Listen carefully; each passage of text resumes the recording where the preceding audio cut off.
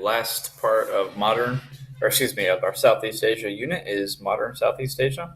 We've already discussed how um, agriculture is the most important thing in Southeast Asia, and rice is the main crop that's grown. It's the main food source and export of Southeast Asia. It's grown in the island countries, as well as yams, corn, bananas, etc. In parts of Thailand, Indonesia, and Malaysia, they actually grow the rubber plant. So, rubber is exported for tires, and as well as many other things. In the Philippines, they produce a good chunk of the world's coconuts and exported sugarcane. Obviously, sugar. Everybody likes sugar, right?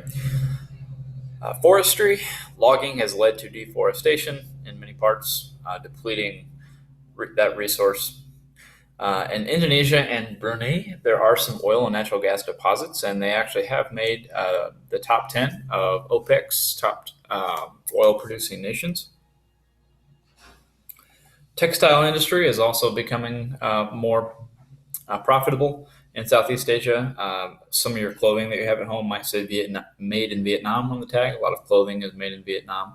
A lot of Nike clothing and whatnot is manufactured in Vietnam. Singapore is the most developed and wealthy country in Southeast Asia. They are basically a trade hub with the rest of the world, have been for years. And Malaysia, they are an Islamic nation. They have an abundance of natural rubber and palm oil, electronic chemicals. They produce cement and processed foods.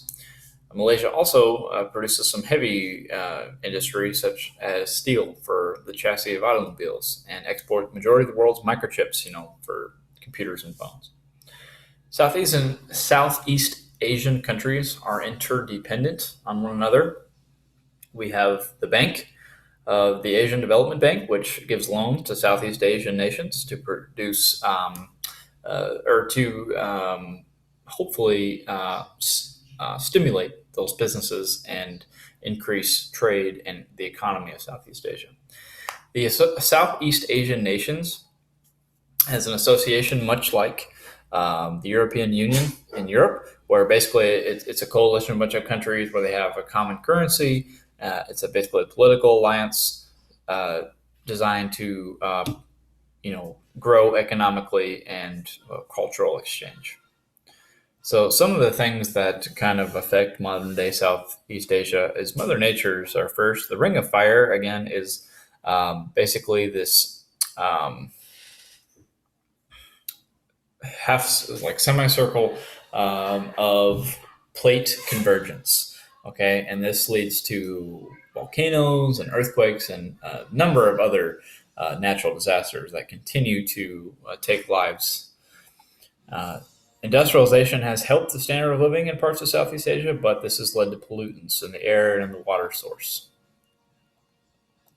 And deforestation has been a problem. Slash and burn farming has been a problem. Miners dumping waste has also been a problem.